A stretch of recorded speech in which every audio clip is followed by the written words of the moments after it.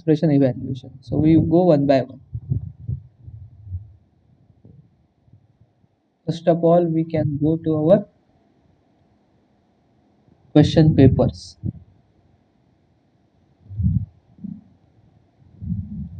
दरवेळेला question paper का बघतो? कारण आपल्याला कुठल्या टाईपचे क्वेश्चन येतात ते इझिली समजतं. त्यासाठी आपण क्वेश्चन पेपर बघत असतो आणि आपल्याला रेफरन्स पण घेता येतो. या टाईपचे क्वेश्चन येऊ शकतात.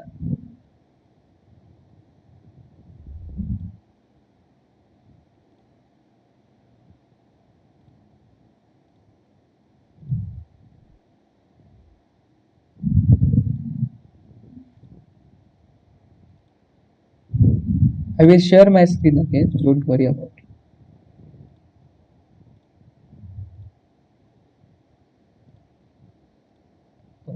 So, is it visible? Summer 19 paper is visible. If it is not visible, then just unmute from your side and just tell me. Otherwise, I assume it is visible.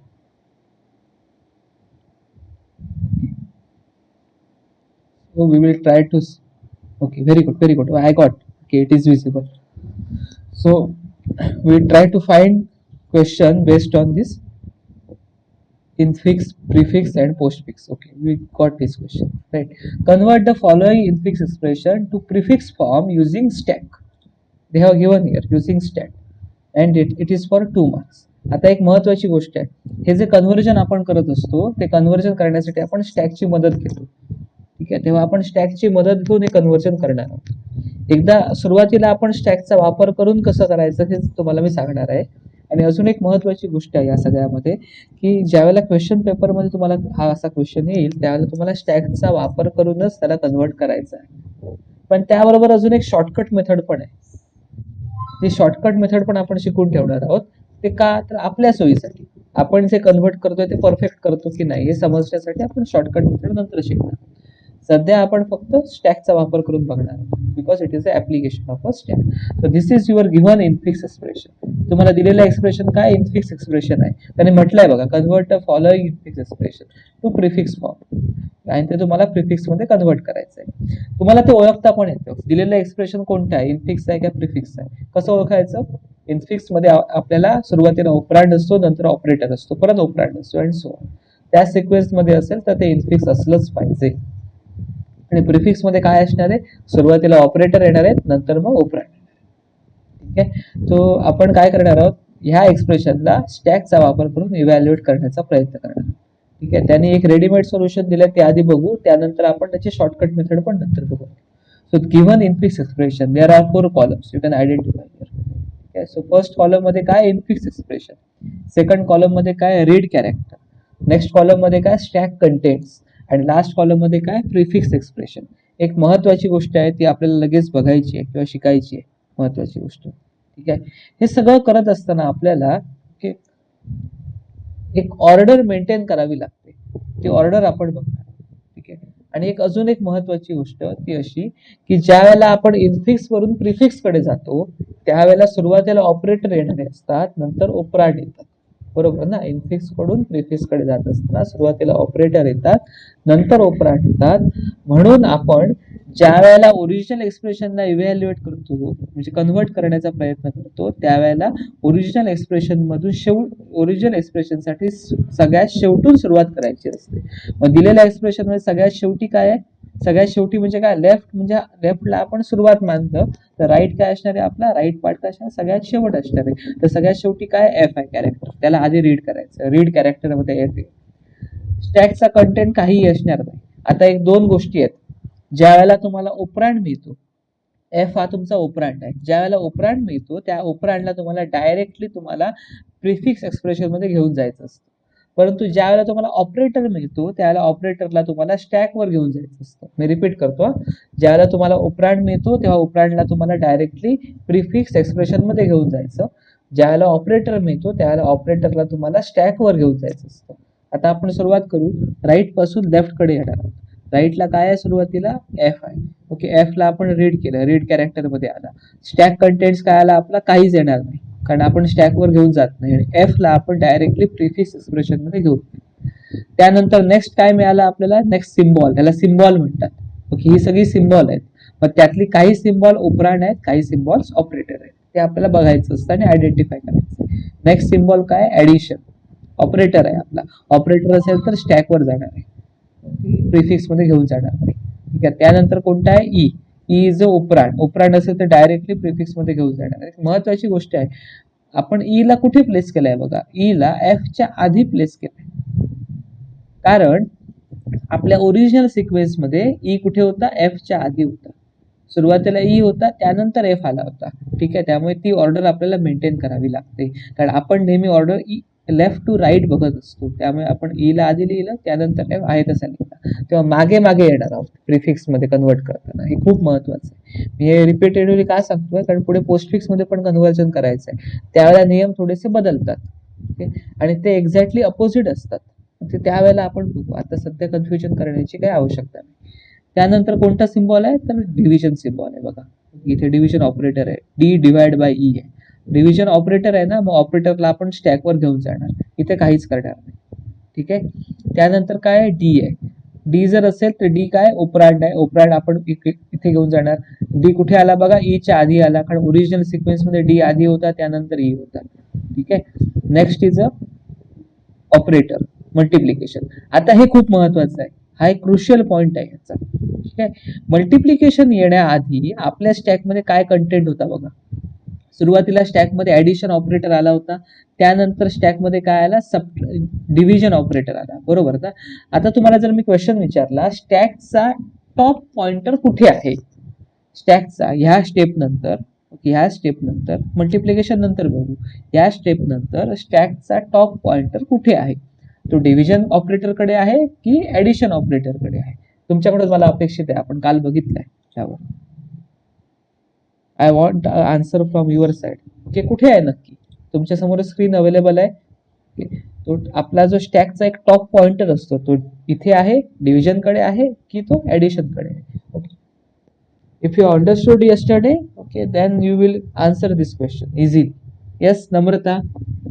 Okay, from Ashwini, answer is a division. Okay, any other student? Okay, division. Okay, yes, Sanket, what is your answer? Division or addition?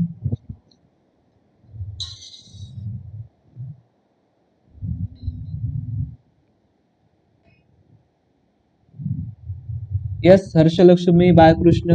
Yes, okay, I got a reply from Sanket. Siddesh, okay, very good, very good. Okay, so you have understood the concept. So now कुठे असणार आहे? या step नंतर स्टॅकचा top pointer इथे असणार आहे. कारण आपण काय करत असतो, जेव्हा फर्स्ट टाइम जेव्हा ऑपरेटर इन्सर्ट केला स्टॅक मध्ये, त्यावेळेला टॉप पॉइंटर इथे आला होता, म्हणजेच कुठे आला? इंडेक्स 0 ला आला. आता ज्यावेळेला ज्यावेळेला डिव्हिजन ऑपरेटर आला, तेव्हा इंडेक्स 1 कडे आला. टॉप पॉइंटरला आपण काय करतो? इन्क्रीमेंट करतो. कधी इन्क्रीमेंट करतो? ज्यावेळेला नवीन एलिमेंट येतं त्यावेळेला, म्हणजेच पुश ऑपरेशन करतो त्यावेळेला. म्हणजे एक नवीन नियम तुम्हाला समजला. स्टॅकचा वापर का करावा लागतो? कारण आपल्याला ऑपरेटरना पुश करावा लागतं स्टॅकमध्ये, म्हणून स्टॅकचा वापर करावा लागतो. ठीक आहे. Hence it is a application of a stack. Expression conversion is a application of a stack. Application म्हणजे काय असतं? ज्या वेळेला एखाद्या गोष्टीला आपण आपल्या सोयीसाठी वापरतो, ते त्याचं ऍप्लिकेशन. आपल्याला एक्सप्रेशन कन्व्हर्जन करायचं आहे म्हणून आपण स्टॅकला वापरतो, त्याचं पुश ऑपरेशन वापरतो, म्हणून ते ऍप्लिकेशन आहे स्टॅकचं. That's all. It is very easy, very simple. ठीक आहे. त्यानंतर आपण नेक्स्ट पार्ट कडे जाऊ. तेव्हा स्टॅकचा टॉप पॉइंटर सध्या डिव्हिजन कडे आहे. आता मल्टिप्लिकेशन कडे जाऊ. आता इथे प्रेसिडेन्सचा विचार करावा लागतो या स्टेप नंतर. आता बघा, ज्या वेळेला तुम्ही ऍडिशन ऑपरेटरच्या वर डिव्हिजन ऑपरेटर ठेवला, तेव्हा हा प्रॉब्लेम आला नव्हता, परंतु तो आता आला. आता का आला problem? Okay, when you are considering a multiplication operator, okay, ज्यावेळेला तुम्ही मल्टिप्लिकेशन ऑपरेटर घेऊन येता, त्यावेळेला तुमच्या स्टॅकमध्ये सर्वात वर असलेला ऑपरेटर कोणता आहे? डिव्हिजन ऑपरेटर आहे. मल्टिप्लिकेशन नवीन आला ना, त्याच्या आधी कोणता होता? डिव्हिजन ऑपरेटर होता. येणाऱ्या नवीन ऑपरेटरचा प्रेसिडन्स आणि स्टॅकचा टॉप पॉइंटर जिथे आहे त्या ऑपरेटरचा प्रेसिडन्स, त्याची तुलना करायची असते तुम्हाला, कंपॅरिझन करायचं असतं. समजा येणाऱ्या नवीन ऑपरेटरचा प्रेसिडन्स हा स्टॅकच्या टॉपने दाखवलेल्या ऑपरेटरच्या प्रेसिडन्स पेक्षा जास्त असेल किंवा बरोबरीचा असेल, बरोबरीचा, ओके, तर तुमच्या स्टॅकच्या पॉइंटरने टॉप पॉइंटरने दाखवलेला जो ऑपरेटर असेल म्हणजे डिव्हिजन ऑपरेटर असेल त्याला तुम्हाला पॉप करावं लागतं, त्याला बाहेर काढावं लागतं. तुम्हाला पहिल्यांदा त्याला बाहेर काढावं लागतं. त्याला बाहेर काढायचं आणि कुठे घेऊन जायचं, प्रिफिक्स एक्सप्रेशन कडे घेऊन जायचं. म्हणून बघा मल्टिप्लिकेशन अँड डिव्हिजन या दोघांची प्रायोरिटी काय, इक्वल आहे, प्रेसिडन्स इक्वल आहे. आपण जर आपले अरिथमॅटिकचे नियम जर वापरले तर multiplication and division are the reciprocals of each other, opposite operations आहेत, तेव्हा दोघांचा प्रेसिडन्स, दोघांची प्रायोरिटी काय आहे, इक्वल आहे. दोघांची प्रायोरिटी जर इक्वल असेल, तुम्हाला माहिती आहे बोर्ड मास रूल, ओके, बोर्ड मास रूल तुम्ही शिकला असणार तुमच्या सुरुवातीच्या 8वी 9वी 7वी मध्ये, ठीक आहे. त्या बोर्ड मास रूल प्रमाणे काय असते की त्याची आपल्याला प्रेसिडन्स ठरवायला लागतो, ठीक आहे. आणि तो प्रेसिडन्स काय आहे आपला, डिव्हिजन, मल्टिप्लिकेशन, ऍडिशन, सबट्रॅक्शन, ठीक आहे. मग त्या हिशोबाने याची प्रायोरिटी आपण इक्वल धरू शकतो, इक्वल आहे. तर आपण काय करणार आहोत, डिव्हिजनला पॉप करणार आहोत, मल्टिप्लिकेशनला घेऊन जाणार आहोत, ठीक आहे. त्यानंतर next symbol that is a C. C काय आहे, आपला उपरांड आहे, उपरांड असल्यामुळे आपण डायरेक्टली पाठवलं इकडे. त्यानंतर काय आहे, सबट्रॅक्शन. सबट्रॅक्शन इथे आला, सबट्रॅक्शन आल्यानंतर तर आता आपण चेक करणार आहोत येणाऱ्या ऑपरेटरचा प्रेसिडन्स हा स्टॅकच्या टॉप पॉइंटरने दाखवलेल्या ऑपरेटरच्या प्रेसिडन्स पेक्षा कमी असेल.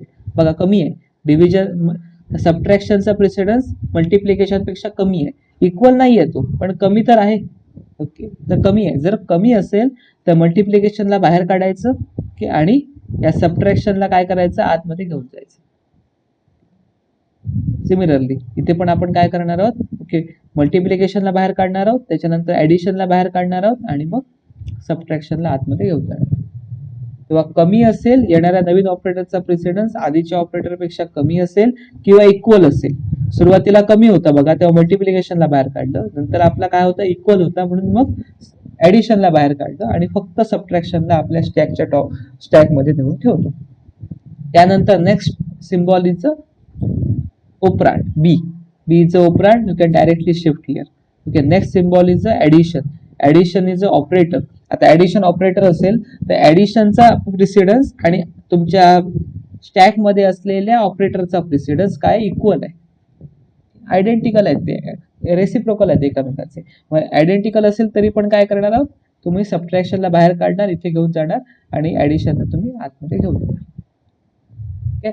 त्यानंतर तुमचं काय आहे, सिम्बॉल आहे ए, ओके. ए ला तुम्ही डायरेक्टली ट्रान्सफर केला आणि लास्ट काय राहिलं बघा, स्टॅक मध्ये ऍडिशन राहिलं, त्या ऍडिशनला सगळ्यात शेवटी तुम्ही बाहेर काढलं.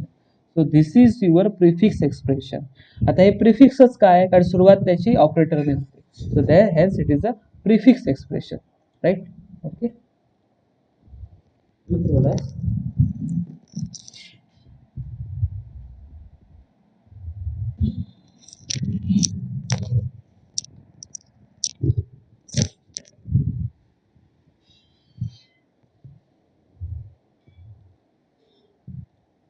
Is it clear?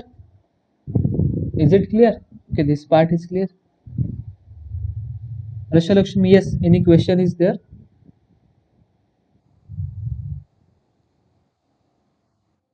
हा बोला, सांगा. क्लिअर आहे, ओके. मग तुम्हाला काय लक्षात ठेवायचं आहे सांगा. ओके, तुम्हाला काय लक्षात ठेवायचं आहे, येणारा नवीन जो ऑपरेटर असेल, येणारा ऑपरेटर त्याचा प्रेसिडन्स, त्याची प्रायोरिटी स्टॅक मध्ये सर्वात वर असलेल्या ऑपरेटरच्या प्रायोरिटीशी जर मॅच होत असेल, इक्वल असेल तरी पण आपण काढायचं, तरी पण आपण स्टॅक मध्ये जो ऑपरेटर आहे त्याला बाहेर काढायचं. पण जर येणाऱ्या नवीन ऑपरेटरची प्रायोरिटी स्टॅकच्या टॉप मध्ये असलेल्या ऑपरेटरच्या प्रायोरिटीपेक्षा कमी असेल तरी पण काढायचं, ओके. तेव्हा नवीन ऑपरेटर जो आहे त्याची प्रायोरिटी कमी तरी असली पाहिजे किंवा इक्वल असली पाहिजे. जर तसं असेल तर स्टॅक मध्ये असलेल्या ऑपरेटरना बाहेर काढायचं आणि हा जो नवीन ऑपरेटर आहे त्याला स्टॅक मध्ये घेऊन जायचं. परंतु येणारा ऑपरेटर आहे ऍडिशन. बघा, येणारा ऑपरेटर कोणता आहे, ऍडिशन, ओके. परंतु स्टॅकच्या टॉप मध्ये असलेला ऑपरेटर कोणता आहे, डिव्हिजन. आता ऍडिशनची प्रायोरिटी डिव्हिजनच्या प्रायोरिटी पेक्षा काय कमी आहे ना, कमी आहे. मग कमी असेल तर तुम्ही काय करणार आहात, ऍडिशनला तुम्ही स्टॅक मध्ये घेऊन जाणार आहात, डिव्हिजनला तुम्ही बाहेर काढणार आहात. रिव्हर्स केस असेल तर येणारा ऑपरेटर आहे डिव्हिजन, ओके, आणि स्टॅकच्या टॉप मध्ये असलेला ऑपरेटर आहे ऍडिशन. अशा केसमध्ये डिव्हिजनला डिव्हिजनला काय करायचं, डायरेक्टली स्टॅकवर घेऊन जायचं, कोणालाही पॉप करायचं नाही, आहे तसंच ठेवायचं. आता हे का करतो आपण एवढं सगळं, मी परत एकदा रिपीट करतो, ही गोष्ट परत एकदा रिपीट करतो. ठीक आहे, येणारा ऑपरेटर जर आपला असेल, त्या केसमध्ये बघू शकताय तुम्ही, येणारा ऑपरेटर बघा काय आहे इथे. ठीक आहे, स्टॅकच्या टॉप मध्ये कोणता ऑपरेटर आहे, ऍडिशन. ठीक आहे, येणारा ऑपरेटर कोणता आहे, डिव्हिजन आहे. डिव्हिजनची प्रायोरिटी ऍडिशनच्या प्रायोरिटी पेक्षा कशी आहे, लहान आहे का, लहान नाही. इक्वल आहे का, इक्वल पण नाही. जर लहानही नसेल, इक्वल पण नसेल, तर येणाऱ्या ऑपरेटरला डायरेक्टली त्या स्टॅक मध्ये काय करायचं, पुश करायचं, कोणालाही बाहेर काढायचं नाही. म्हणजे काय झालं, ज्याची प्रायोरिटी जास्त आहे असा ऑपरेटर आपल्या स्टॅक मध्ये वर प्लेस केला गेला, वर ठेवला गेला, खूप महत्वाचं आहे. आणि जो वर ठेवला जाईल तो सर्वात आधी बाहेर काढला जातो, लिफो प्रिन्सिपल आहे स्टॅकचं. ओके, म्हणजे जो वर येईल, वर ऍड करत जाऊ आपण, तर सर्वात आधी बाहेर काढणार आहोत. ठीक आहे, परंतु येणारा ऑपरेटर आहे मल्टिप्लिकेशन. स्टॅकच्या टॉप मध्ये कोणता ऑपरेटर आहे, डिव्हिजन. दोघांची प्रायोरिटी इक्वल आहे. इक्वल असेल तर आधीचा ऑपरेटर बाहेर काढायचा आणि नवीन ऑपरेटर ऍड करायचा. आधीचे ऑपरेटर ठेवायचं नाही, कारण त्याला आधी आपण मोकळं करून टाकायची, वाट मोकळी करायची. ठीक आहे, परंतु जर अशी केस असेल तर येणाऱ्या ऑपरेटरला आहे तसंच ठेवायचं, त्याच्यावरती नवीन ऑपरेटर काय करायचं, ऍड करायचं. आता एवढं सगळं कशासाठी करतो, कारण आपल्याला एक्सप्रेशन ज्या वेळेला आपल्याला कन्व्हर्ट करायचं असतं, त्याला एक्सप्रेशन कन्व्हर्ट करत असताना आपल्याला ज्या ऑपरेटरची प्रायोरिटी जास्त आहे, म्हणजे मल्टिप्लिकेशन, डिव्हिजन, त्यांना आधी कन्व्हर्ट करायचं आपण, आणि ज्याची प्रायोरिटी कमी आहे, म्हणजे ऍडिशन, सबट्रॅक्शन, त्याला नंतर कन्व्हर्ट करायचं असतं. ओके, तरच तुमचा एक्सप्रेशनचा आन्सर, फायनल आन्सर करेक्ट येत असतो. ठीक आहे, आणि हीच गोष्ट आपण शॉर्टकट मेथड मध्ये करतो, स्टॅक न वापरता. ओके, तरीच पण आपल्याला आन्सर आयडेंटिकल येतो, समान आन्सर येणार आहे. म्हणजे जे फायनल एक्सप्रेशन आपल्याला मिळालंय तेच फायनल एक्सप्रेशन आपल्या शॉर्टकट मेथड मध्ये पण मिळालं पाहिजे, आणि मिळतं आपल्याला, काही प्रॉब्लेम नाही. रूल जर अप्लाय केला तर मिळतो, आणि ते करण्यासाठी स्टॅक मध्ये आपण हा रूल वापरतो. रूल कोणता वापरतो, येणारा जो नवीन ऑपरेटर असेल त्याची प्रायोरिटी स्टॅकच्या टॉपवर असलेल्या ऑपरेटरच्या प्रायोरिटीशी काय करतो, कम्पेअर करतो, तुलना करतो. इक्वल असेल किंवा येणाऱ्या ऑपरेटरची प्रायोरिटी आधीच्या ऑपरेटरच्या प्रायोरिटीपेक्षा कमी असेल तर आपण स्टॅकच्या टॉप मध्ये असलेल्या ऑपरेटरला बाहेर काढतो, नवीन ऑपरेटरला ऍड करतो.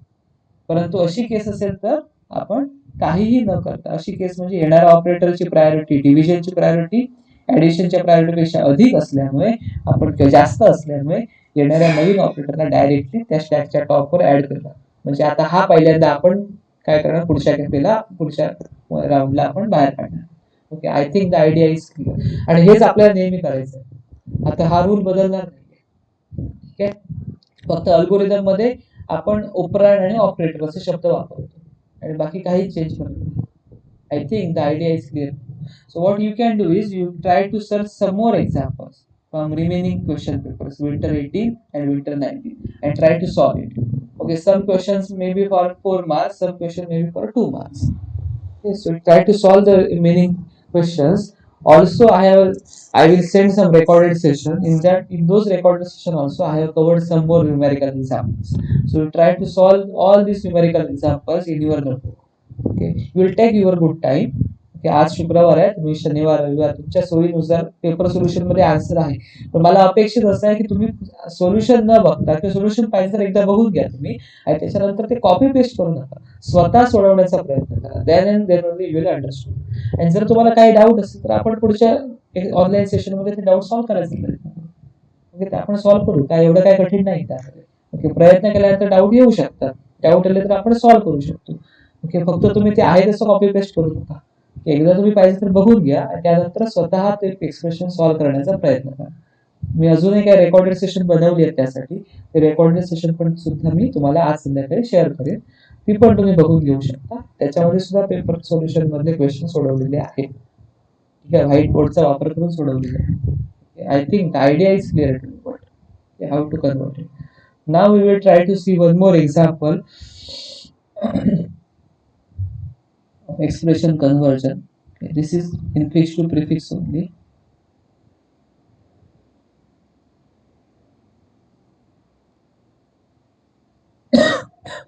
Okay, so this is one question. Convert the following expression into postfix format. I think it is visible to you, right? Convert following. The question is from winter 2018 paper.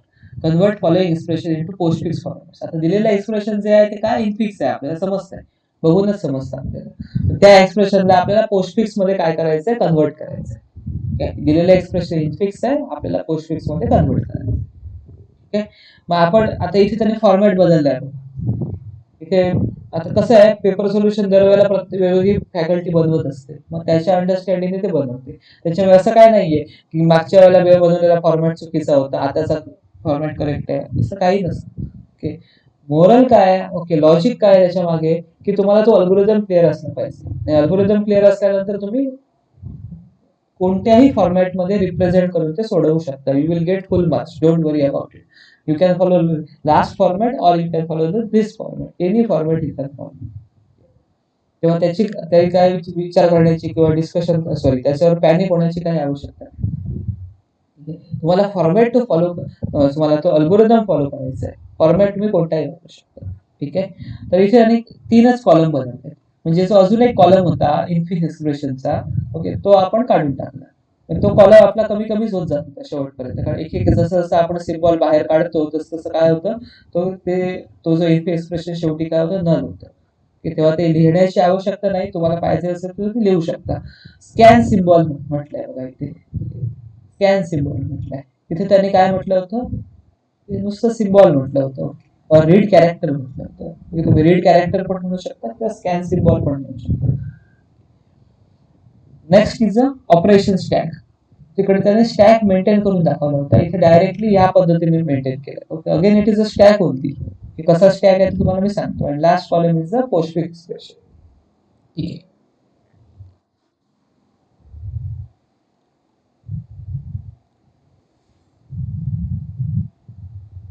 Yes, Yogita and Sneha, you have joined late. Okay, what you can do is you can go through the recorded session.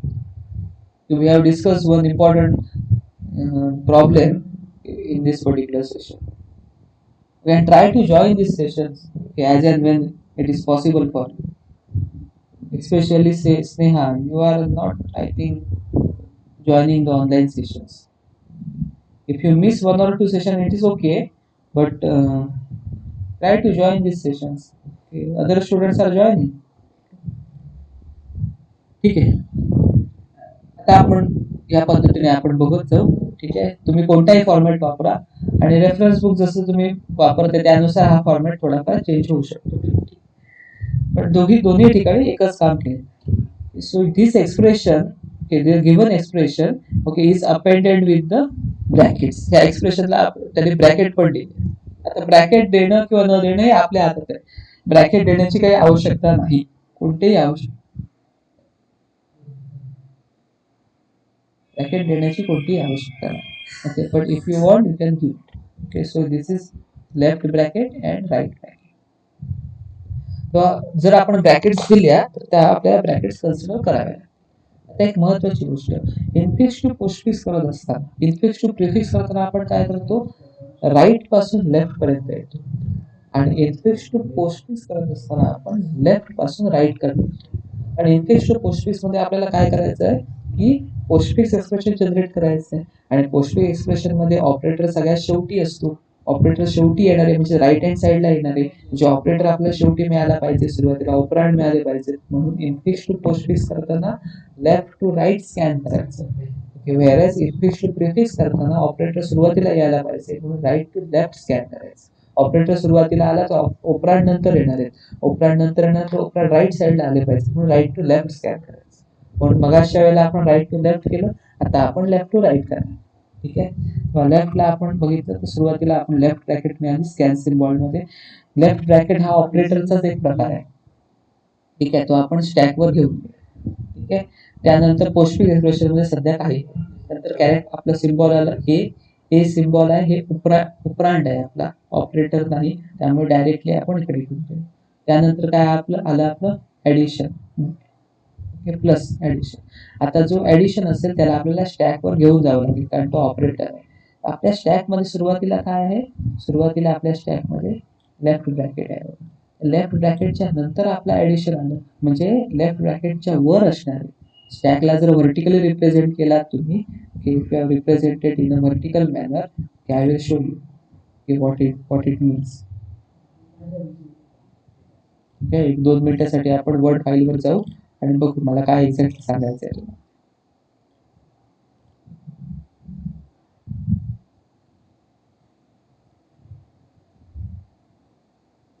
Otherwise, what I can do is I will use Paint application. It is possible to draw it.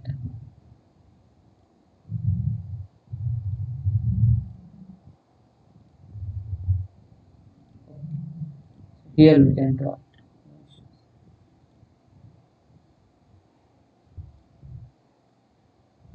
सुरुवातीला काय आपल्या stack मध्ये सुरुवातीला आपल्याला left operand left bracket त्यानंतर काय आलं आपलं तर ऍडिशन ऑपरेटर आला ऍडिशन ऑपरेटर इथे त्यानंतर नवीन ऑपरेटर असेल तर त्याच्यावर ज्यावेळेला ऍडिशन ऑपरेटर आला तेव्हा टॉप कुठे आला आपला इथे आला इथे आपला टॉप ठीक आहे पेंट मध्ये त्याला ड्रॉ करताना थोडंसं डिफिकल्ट होतं मग ह्याला त्यांनी फक्त हॉरिझॉन्टली रिप्रेझेंट केलं म्हणून कसं दाखवलंय त्या पद्धतीने रिप्रेझेंट करून तेव्हा हॉरिझॉन्टल रिप्रेझेंटेशन मध्ये हा एक सुरुवातीला येणार आहे त्यानंतर म्हणजे टॉप कुठे असणार आहे सध्या ऍडिशन मध्ये असणार एवढंच समजून घ्यायचं नवीन ऑपरेटर तो इथे येणार आहे मग टॉप पुढे पुढे जाणार आहे ऍक्च्युअली व्हर्टिकल मध्ये अशा पद्धतीने हॉरिझॉन्टली या पद्धतीने तेव्हा जागा वाचवण्यासाठी व्हर्टिकल स्टॅक ऐवजी त्याने हॉरिझॉन्टली रिप्रेझेंट केलं एवढाच फरक आहे बाकी सगळ्या गोष्टी आयडेंटिकल आहेत I think it is clear to you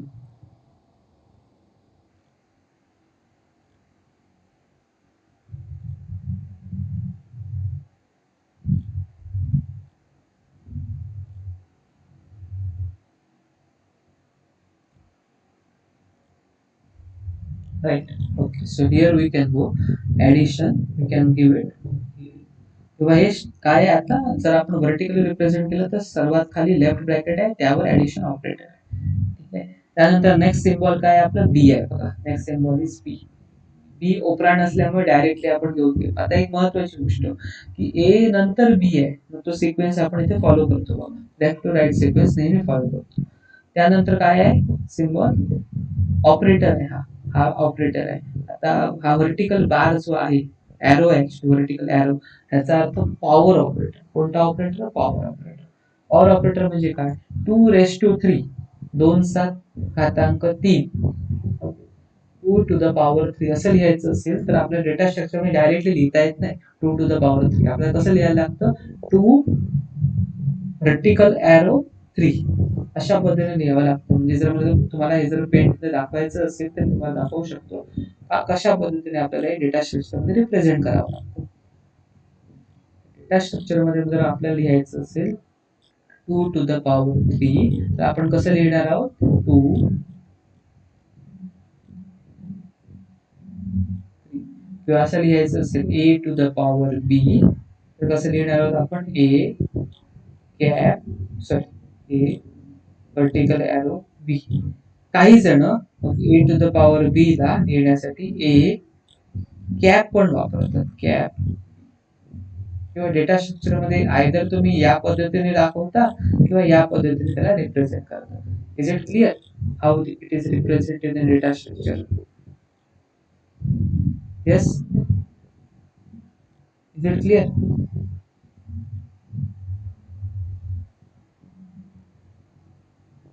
very good very good तेव्हा म्हणून ते सिम्बॉल आलाय आपल्याकडे ठीक आहे तेव्हा तुम्हाला कन्फ्युज होण्याची काय गरज नाही म्हणूनच मी एक्झाम्पल मुद्दाम घेतलं कन्फ्युजन येऊ so it is a power operator और एक्सपोनेंट ऑपरेटर एक्सपोनेंट म्हणा किंवा पॉवर ऑपरेटर म्हणा ऑपरेटर असल्यामुळे आपण स्टॅकवर घेऊन गेलो आपला गोष्टी आहे तसंच राहिला त्यानंतर कोणता ऑपरेटर काय सिम्बॉल आहे सी आहे बघा सी काय ऑपरांड आहे डायरेक्टली आपण पास ऑन करणार आहोत त्यानंतर काय मल्टिप्लिकेशन बघा आता विचार करा मल्टिप्लिकेशन या ऑपरेटरचा प्रिसिडन्स ह्याची प्रायोरिटी आणि स्टॅकच्या टॉप मध्ये असलेल्या ऑपरेटरची प्रायोरिटी स्टॅकच्या टॉप मध्ये काय आहे लेफ्ट ब्रॅकेट आहे ऍडिशन आहे की पॉवर ऑपरेटर आहे कोण सांगेल मला स्टॅकच्या टॉपवर आता सध्या काय या स्टेप नंतर जेव्हा मल्टिप्लिकेशन कडे आलो आपण या स्टेप कडे आलो ओके या स्टेप कडे त्यावेळेला स्टॅकच्या टॉप मध्ये काय आहे लेफ्ट ब्रॅकेट ऍडिशन और power operator Yes, I want a reply from your side. Very good. Power operator. Very good. Okay, I got it. You are understanding this. So power operator आहे आपल्याकडे. मग मल्टिप्लिकेशनची priority आणि power ऑपरेटरची priority compare करायची. जर मल्टिप्लिकेशनची priority power ऑपरेटरच्या priority equal असेल, आहे का इक्वल? तर इक्वल होऊ शकत नाही. मल्टिप्लिकेशन आणि पॉवर ऑपरेटर इक्वल नाही. ठीक आहे, तेव्हा मल्टिप्लिकेशनची प्रायोरिटी पॉवर ऑपरेटरच्या प्रायोरिटी पेक्षा काय असते? कमी असते. बोर्डमास रूल अप्लाय केला तर ती कमी असते. ठीक आहे, बोर्डमास रूल काय सांगतो आपल्याला की पहिल्यांदा एक्सपोनंट पॉवर ऑपरेटर आधी घ्यायचे, त्याच्यानंतर मग तुम्हाला काय घ्यायचं? मल्टिप्लिकेशन डिव्हिजन घ्यायचं असतं. ठीक आहे, तेव्हा लक्षात ठेवा. जर माहित नसेल तरी पण तुम्ही आता लक्षात ठेवा. ओके, आपल्याला काय मॅथमॅटिक्सचा आता इथे भाग येणार नाही. आपल्याला आवश्यक एवढ्याच गोष्टी. मल्टिप्लिकेशनची प्रायोरिटी पॉवर ऑपरेटरच्या प्रायोरिटीपेक्षा काय कमी आहे. कमी असल्यामुळे काय करणार आहोत आपण? त्या ऑपरेटरला काय बाहेर काढणार आहोत, पॉप करणार आहोत. ओके, पॉप करणार आहोत आणि इथे घेऊन जाणार. त्यानंतर मल्टिप्लिकेशन ऑपरेटरला आपण इथे घेऊ. आता पुढचा प्रश्न, तुम्ही पॉवर ऑपरेटरला तर पॉप केला, पॉवर ऑपरेटर इकडे आला की त्यानंतर पुढचा प्रश्न येऊ शकतो तुम्हाला. आता स्टॅकच्या टॉप मध्ये काय राहिलं? ऍडिशन राहिलं. आता परत कम्पेअर करायचं. आधी कम्पेअर करायचं आपण मल्टिप्लिकेशनची प्रायोरिटी ऍडिशनच्या प्रायोरिटीची इक्वल आहे का? तर इक्वल नाही.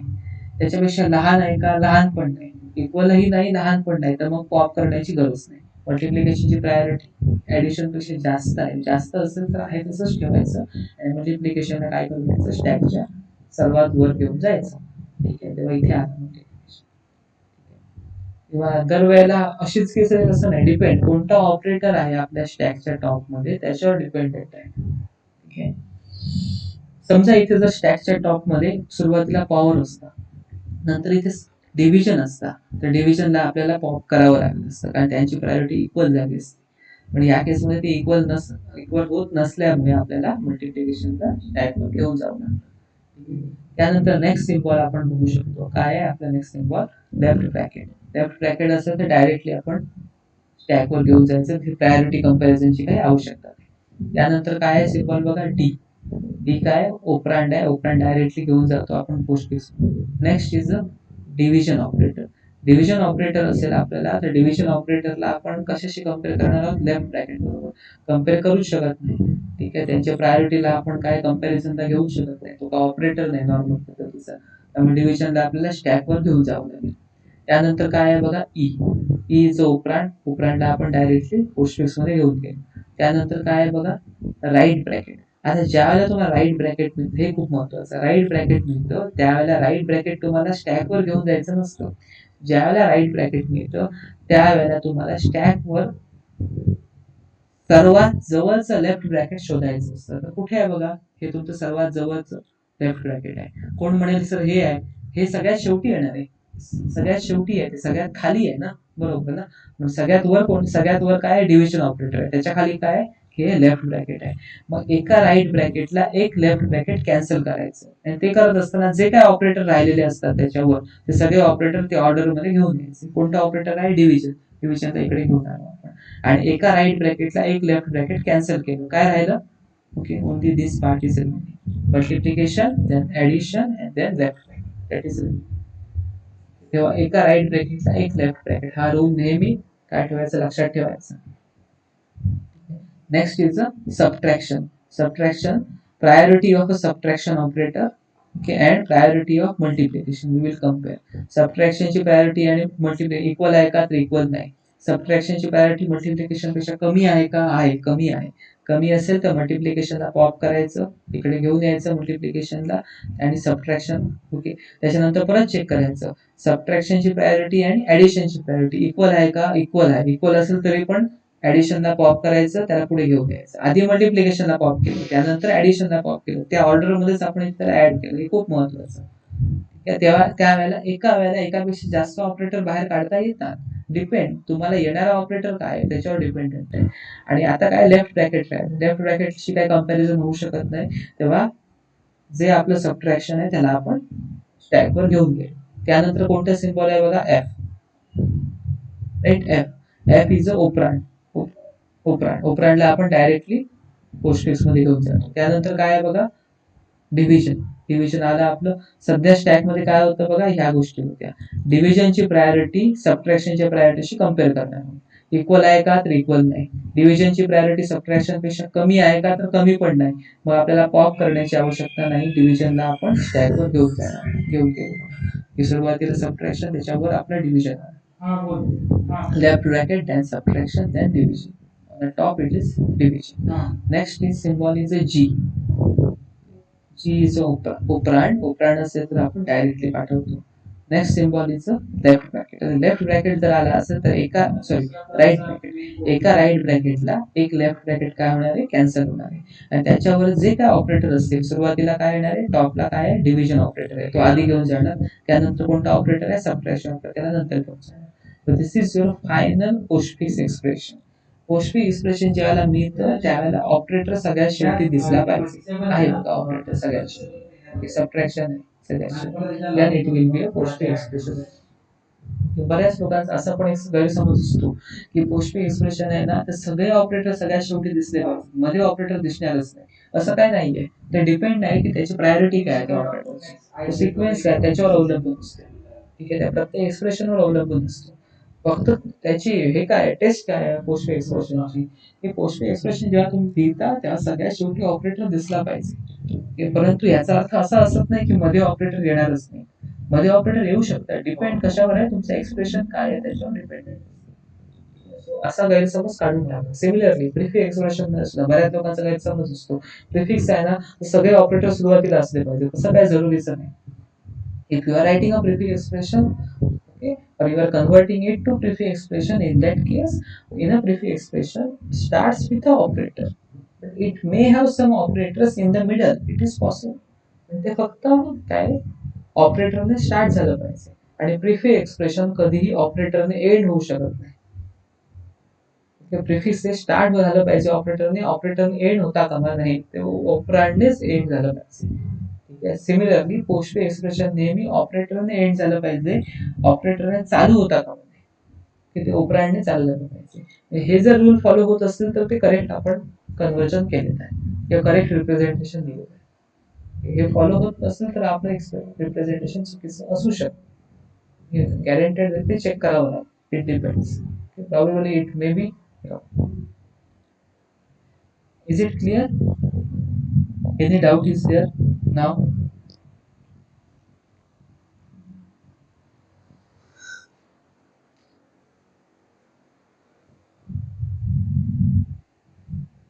Very good, very good. I got a reply from your side. In the next session, probably tomorrow, okay, probably we'll take one more session tomorrow, so that we will understand how to evaluate particular expression. Prefix expression दिलेलं आहे तुम्हाला, त्याला evaluate कसं करायचं ते आपण शिकणार, त्याची शॉर्टकट मेथड्स पण शिकणार आहोत. सो इव्हॅल्युएशन साठी सुद्धा आपल्याला स्टॅकची गरज लागते, ते आपण शिकण्याचा प्रयत्न करू. टिल द टाइम तुम्ही काय करा, मी आज काही रेकॉर्डेड सेशन तुम्हाला पाठवेन, त्या रेकॉर्डेड सेशन मध्ये कन्व्हर्जन पण असेल आणि इव्हॅल्युएशन पण असेल. सध्या आपण कन्व्हर्जन शिकलो, तेव्हा कन्व्हर्जनचे प्रॉब्लेम सॉल्व्ह करायचा प्रयत्न करा. ते रेकॉर्डेड सेशन बघा आणि एमएसबीटीचे पेपर सोल्युशन तुमच्याकडे आहेतच, त्याचा वापर करा. आणि अजून काही क्वेश्चन्स आहेत या पेपर्समध्ये, त्याच्यामध्ये इन्फिक्स to prefix, infix to postfix अशा पद्धतीने कन्व्हर्जन करायला सांगितलेलं आहे, ते तुम्ही कन्व्हर्जन करण्याचा प्रयत्न करा. So try to solve some problems based on all problems. I will tell all problems because there are only 5 to 6 problems available in your model question papers, and there are some problems in your manual also. मॅन्युअलच्या soft copies तुम्हाला पाठवलेल्या आहेत सुरुवातीलाच, बरोबर ना? त्या soft copies मध्ये सुद्धा तुम्हाला मॅन्युअल मध्ये काही क्वेश्चन्स मिळतील. प्रोग्राम कोड आपण नेक्स्ट वीक पासून सुरुवात करू, पण त्याआधी काही क्वेश्चन्स तर नक्की मिळतील, न्यूमेरिकल प्रॉब्लेम्स, ते सोडवण्याचा प्रयत्न करा.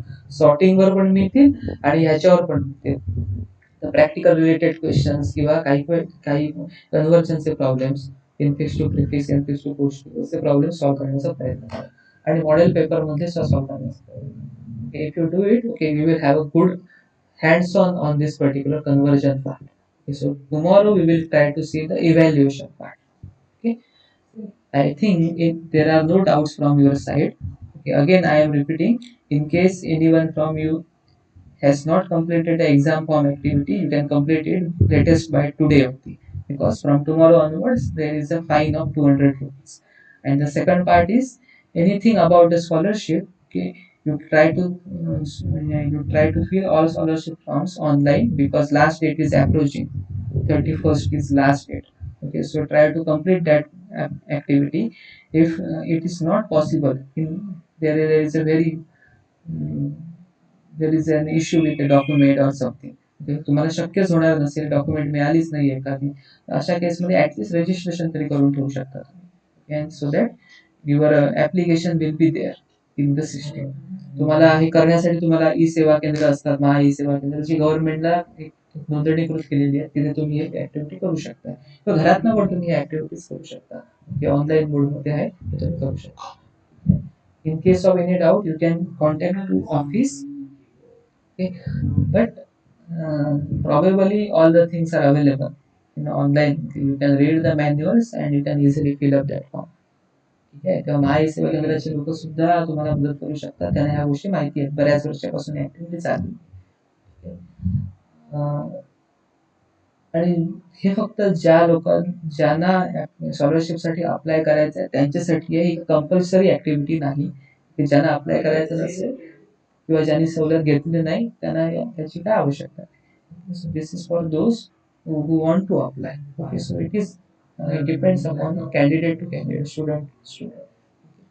So it is not part of our teaching, but we have to give some guidelines about it. Okay, that's why I am giving it. Exam form बद्दल मात्र आजच्या आज तुम्हाला कम्प्लीट केलं पाहिजे, कोणाचं रिमेनिंग असेल तर. Okay, try to see. So any doubt is there apart from today's discussion? आज आपण जे डिस्कशन केलं त्याच्या व्यतिरिक्त कोणाला काही डाऊट आहेत का ते विचारू शकता. मी तुम्हाला काल काही प्रॅक्टिकल सेशन सुद्धा टाकली आहेत, सी प्रोग्रामिंगचे बेसिक्स शिकण्यासाठी छोटे छोटे सेशन्स बनवले तुम्ही, कारण खूप मोठी सेशन बनवली तर प्रॉब्लेम होतो, अपलोड व्हायला पण प्रॉब्लेम होतो आणि तुमच्या इंटरनेट ते डाउनलोड व्हायला पण प्रॉब्लेम होतो. तर छोटी सेशन्स बनवले त्याच्यावरती, ते तुम्ही ती पण बघण्याचा तुम्ही प्रयत्न करा. जस्ट बालकृष्ण बघितली का तुम्ही practical sessions C programming basics वर?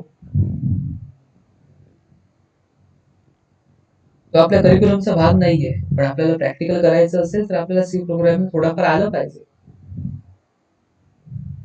Yes Sneha, have you gone through this sessions? कधी बघणार हो बालकृष्ण?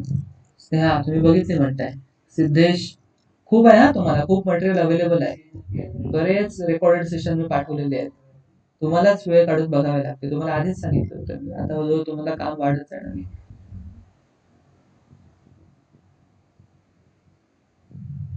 ते मला माहिती आहे की तुमच्या एंडला ऑनलाईन सेशन अटेंड करण्याचा प्रॉब्लेम असतो, म्हणूनच रेकॉर्डेड सेशन दिले तुम्हाला, तुमच्या कन्व्हिनियंट टाइम तुम्हाला ते बघता आली पाहिजे, पण वेळ तर तुम्हाला द्यावाच लागेल. पण कॉलेजमध्ये जर तुम्ही असाल तर सकाळी 9 ते संध्याकाळी 5 पर्यंत आम्ही सेशन्स घेतो, प्रॅक्टिकल्स व लेक्चर्स घेतो, ते आता शक्य नाही. पण त्या पद्धतीने तुम्हाला घरी काम करावं लागेल. 9 ते 5 आपलं कॉलेज आहे असं समजायचं आहे तुम्हाला, त्या पद्धतीने काम करायचं आहे, तेव्हा सिरियसनेस तुम्ही डेव्हलप केला पाहिजे तुमच्यामध्ये. एक फायदा असा आहे घरातनं काम करण्याचा की तुम्हाला तुमच्या वेळेनुसार ऍडजस्ट करता येते, दुपारी अर्धा तास ते 1 तास झोप पण घेता येऊ शकते, possible. You have to study well.